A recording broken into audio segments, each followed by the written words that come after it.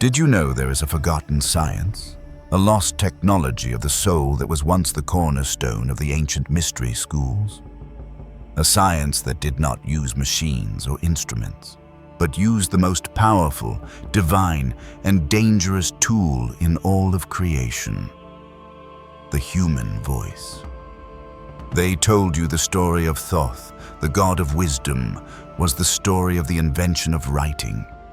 They showed you the hieroglyphs and told you he was a divine scribe. But that is the lie. The great simplifying lie, designed to hide a truth so potent and so reality-shattering that it had to be forbidden, its practice outlawed, and its memory erased from the mind of humanity. The true, secret magic of Thoth was not in the words he wrote. It was in the sounds he spoke. This is the forbidden story of the primal words, the divine acoustics, the sacred and secret frequencies that Thoth once taught to the earliest initiates, a vibrational science that could directly and instantaneously activate the dormant, godlike potentials of the human mind. They did not want you to know this. They wanted you to believe that your voice is for communication, for singing, for mundane expression. They did not want you to know that your voice is a weapon, a key, and a tool of alchemical transmutation. They forbade this knowledge not because it was evil, but because it was too powerful, because it worked too well. It was a fast track to enlightenment, a quantum leap in consciousness, and it was a technology that the human mind, in its unpurified state, was not stable enough to handle. The words did not just awaken the god within, they also awakened the monster. This is not a story about ancient spells. This is the story of a lost divine science, the secret of your own sonic power, and the terrifying reason it was stolen from you. To understand the forbidden words, you must first unlearn the profane, modern understanding of language. You have been taught that a word is simply a symbol, an arbitrary sound that points to an object or an idea. But the ancient Egyptians and the great god Thoth knew a deeper, magical truth. They knew that in the beginning there was not the word, but the sound. The universe was born from a vibration, a primordial hum, a divine and creative frequency. And the original, sacred language, the one that Thoth taught, was not a language of symbols, it was a language of frequencies. Each sound, each vowel, each consonant was a precise, mathematical, and energetic key that corresponded to a specific force of nature, a specific dimension of reality, a specific function of the human soul. To speak these sounds was not to describe the world. It was to program it. This was the science of Heka, of divine, creative utterance. And Thoth was its undisputed master. He understood that the human body is a biological, resonant instrument. Your larynx is the string. Your lungs are the bellows. Your body is the sound box. And your consciousness is the player. He taught the first initiates in the time before time, in the golden age of Zep Tepi, how to play their own instrument. He taught them the primal words. These were not words like tree or river. They were complex, multitonal, and resonant sound formulas, what the Eastern traditions would later call mantras. But they were far more powerful, far more specific than any mantra we know today. Each primal word was a sonic key designed to unlock a specific dormant faculty of the human brain and of the human soul. There was a sound that could activate the pineal gland, the third eye, and allow for direct, conscious perception of the unseen realms. There was a sound that could resonate with the cellular structure of the body, initiating a process of rapid and miraculous healing and regeneration. There was a sound that could harmonize the left and right hemispheres of the brain, creating a state of superconsciousness, of divine and integrated thought. There was a sound that could unlock the Akashic records, the memory of the universe, stored in the very fabric of space-time. And there was the most dangerous and most powerful sound of all, the sound that could temporarily dissolve the veil of the ego, the illusion of the separate self, and allow the individual consciousness to merge directly with the infinite, unified consciousness of the cosmos itself.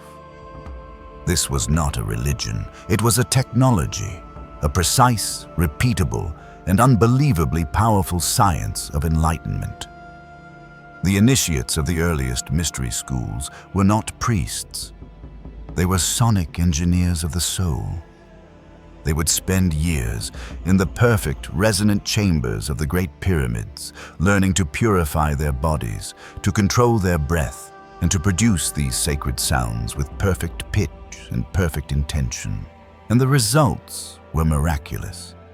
They achieved states of consciousness, of power, of wisdom that would be seen as godlike to the modern mind. They could heal the sick, they could see the future, they could travel in their light bodies. They were living proof that the human being is not a fallen, sinful creature, but a divine and powerful instrument waiting to be played. But there was a terrible and unforeseen side effect. The primal words were a key that unlocked the entire house of the human psyche. They did not just open the door to the attic of higher consciousness. They also opened the door to the basement, the dark, dank, and forgotten cellar of the human subconscious, the place where all of our primal fears, our inherited traumas, and our most monstrous, animalistic instincts are stored. The sacred sounds were a pure and neutral amplifier. They amplified everything. They turned the volume up on the god, and they turned the volume up on the beast. And the initiates of that early age were not prepared for what came roaring out of their own depths. The forbidden texts, the ones that were sealed away and spoken of only in whispers, tell of a dark age that followed this initial flowering of sonic enlightenment. They speak of a time of madness. The initiates, who had unlocked the powers of the gods, found themselves wrestling with the demons of their own unleashed subconscious. The sound that could heal could also be used to create disease. The sound that could create harmony could also be used to create a vibration of such pure dissonance that it could drive men mad. The sound that could dissolve the ego and lead to a state of blissful unity could also, in an unpurified heart, lead to a terrifying psychotic break, a complete and total shattering of the self. The technology was too powerful for the consciousness that was wielding it.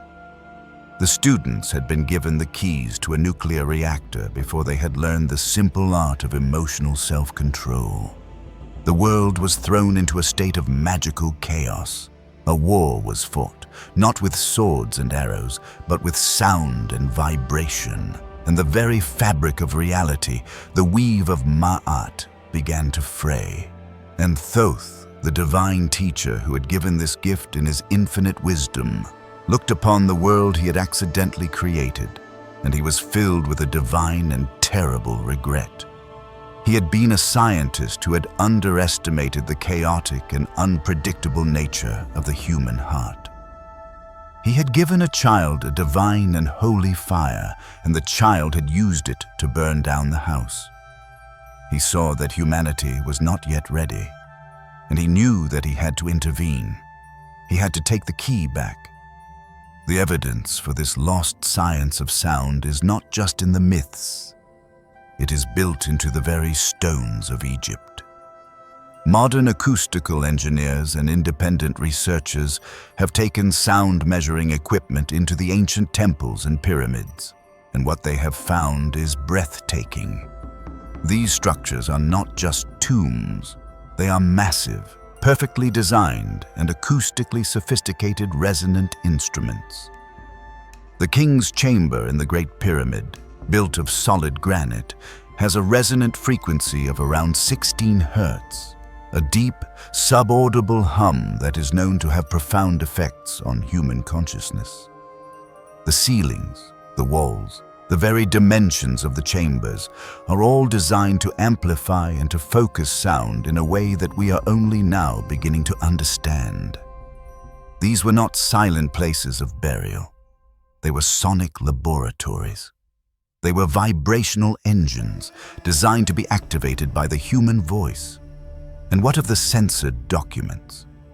The ancient Greek travelers who were initiated into the Egyptian mysteries, men like Pythagoras and Plato, spoke of the profound importance of music, of harmony, and of sacred geometry in the Egyptian worldview. Pythagoras, who is credited with discovering the laws of musical harmony, was said to have learned his science in the temples of Egypt. He did not invent it. He inherited a fragment of the lost knowledge. He learned that the universe is a symphony, and that to know the laws of music is to know the laws of God. But the deeper, more practical, and more dangerous knowledge, the knowledge of the specific, creative, and destructive words of power, this was a secret that was never written down for the uninitiated to find. And there is a strange and recurring image found in the most secret of the underworld texts, on the walls of the tombs of the greatest of the magician kings. An image of a priest standing before the soul of the deceased, but he is not speaking, and he is not writing. He is depicted with a series of wavy, vibrating lines emanating from his open mouth, and these lines are interacting directly with the ka, the energetic double of the deceased. This is not a picture of a prayer. This is a picture of a sonic and energetic transmission. It is a depiction of a priest using his own highly trained voice to directly and powerfully influence the vibrational body of a soul in the afterlife. It is a diagram of a forgotten technology, and this leads to the great and most profound hypothesis. What if the suppression of this knowledge was not a complete success? What if Thoth, in his infinite wisdom, knew that he could not just burn the book, that he could not just erase the knowledge, because the knowledge was not in a book. It was in the very structure of the human being. What if, instead of destroying the science, he simply disabled it? What if the forbidden ritual he performed was not an act of destruction, but an act of divine and loving sabotage? What if he, the great architect of our reality, went into the source code of the human DNA, and he turned off a switch? What if he deliberately and precisely detuned the instrument of the human body so that it could no longer produce these powerful and dangerous cosmic frequencies? This would explain so much. It would explain why our modern languages are so powerless, so profane. They are the echoes of a divine language that has been deliberately broken. It would explain why our modern singing is for entertainment, not for creation. It would explain why we have lost the innate, magical connection to our own voice. And it would explain the strange and persistent myth of the Tower of Babel, the story of a time when all of humanity spoke a single, powerful language and used it to try and build a tower to the heavens, and a jealous God came down and confused their tongues. This is not a story about the origin of different languages. This is a memory, a distorted echo of the day that Thoth, for our own protection, came down and deliberately scrambled the source code of our divine sonic power. We are a race of divine singers who have been struck by a cosmic amnesia. The great and terrible ritual of forgetting was an act of both love and of sorrow. Thoth, the divine father of knowledge, had to take the most powerful of all his toys away from his children because they were not ready for it. The texts that speak of this are the most obscure of all, and they are filled with a sense of deep and profound grief. They describe how Thoth, with the help of the other great gods, performed a great silencing. It was a ritual that was the inverse of the original creation. Instead of speaking the world into being, they sang a song of forgetting. A great, global, and vibrational lullaby designed to put the deep, magical, and dangerous powers of the human voice to sleep. They did not destroy the instrument, they just put it in its case. And they locked the case. And they created a new kind of spirituality to replace the old, dangerous science. A spirituality of the written word. This is why Thoth, the master of the spoken sound, became known to history primarily as the god of writing. It was a brilliant and necessary decoy. He took the living, breathing, and dangerous power of the spoken word, and he trapped it, he tamed it, he made it safe in the static and silent symbols of the hieroglyphs. He gave us a spirituality of the eye, of reading, of study, of the intellect, and he hid from us the older, more powerful, and more dangerous spirituality of the throat, of the sound, of the direct, vibrational experience. He turned a race of magicians into a race of librarians. The consequences of this great silencing are the world you now live in. A world that is drowning in a sea of meaningless noise. A world where the human voice has been largely reduced to a tool for gossip, for argument, for the selling of things. We have forgotten the sacred and creative power of our own sound. We are terrified of our own silence, and we are equally terrified of our own true voice.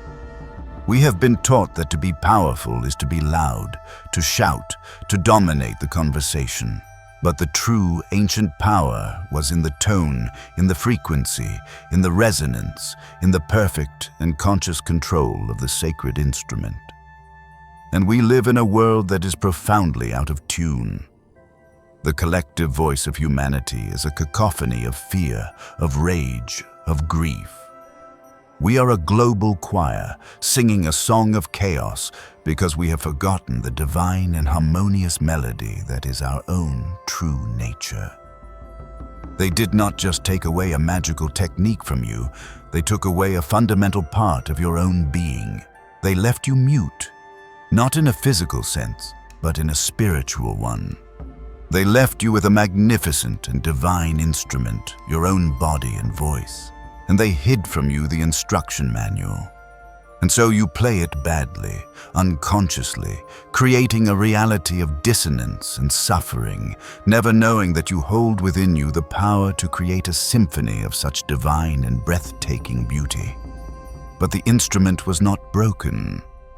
It was only put to sleep, and the instruction manual was not destroyed. It was hidden, encoded in the very geometry of your own being, in the resonant chambers of your own skull, in the sacred proportions of your own body. And now, in this age of great awakening, the lullaby is wearing off. The divine instrument is beginning to hum again, and the silent memory of the lost words is beginning to stir in the depths of your own soul. The path to reclaiming this forbidden science is the path of the sonic warrior. It is the journey of remembering that you are not just a thinker, not just a feeler, but a singer. A divine and powerful creator whose primary tool is the vibration of your own being. It begins with a decision to reclaim your own voice, to stop using it as a tool of the ego and to start treating it as a sacred instrument. You must purify the instrument. You cannot produce a clear and divine tone from a body that is filled with toxins and a heart that is filled with fear. The path of the sonic magician is a path of radical self-purification. You must clean your vessel so that it can become a clear and resonant channel for the divine sound. And you must learn the lost art of listening. You must learn to listen to the silence. In deep meditation, in the quiet of nature, you must train your awareness to hear the subtle background hum of the universe itself. The primordial Om. the sound of the great weaver, Neath, at her loom. This is the keynote of reality, and you must learn to tune your own instrument to this keynote. And then you begin to practice. You begin to experiment with your own voice. Not with words at first, but with sound, with pure, resonant, and sustained vowel tones. The vowels are the most sacred of all sounds. They are the carriers of the pure, creative life force. You tone the vowels, and you feel the vibration in your own body. You feel where the sound gets stuck, where the energy is blocked. And you use the sound itself, the gentle and persistent vibration, to slowly and patiently break up those blockages. You are not just making noise, you are performing a sonic massage on your own soul. You are using your own voice to heal your own body. This is the first and most fundamental of the sacred arts. It is the art of self-tuning. As you do this, as you become more sensitive to the power of your own sound, you will begin to remember. The lost words, the primal sounds, will begin to surface in your own consciousness. They will come in dreams. They will come in moments of deep meditation. They will feel ancient and familiar, like a language your soul has always known. This is not a process of learning something new. It is a process of remembering what was deliberately and divinely silenced. The great secret is that the forbidden words are not a universal formula. They are unique to you. Your soul has its own unique, resonant frequency, its own secret, sacred name. And the journey of the sonic initiate is the journey to discover that name, that sound, and to learn to sing it with all of your being, to sing the song of your own soul. This is the ultimate act of creation, and it is the one thing that the forces of control and of chaos cannot tolerate. Because a being who is singing their own true song in perfect and coherent harmony is a sovereign being. They are a living, breathing, and powerful center of divine order. They are a walking, talking, and singing temple of Ma'at. So, is the story of the forbidden words a forgotten myth? A cautionary tale about the dangers of a power that humanity was not ready for? Or is it a literal, secret history, an account of a divine and deliberate act of spiritual sabotage that has shaped our entire reality? Or is the most powerful and urgent truth that it is both, and that the great silencing is now coming to an end, and that you are one of the first singers who has been chosen to remember the lost and sacred song? Let us know what you believe in the comments below.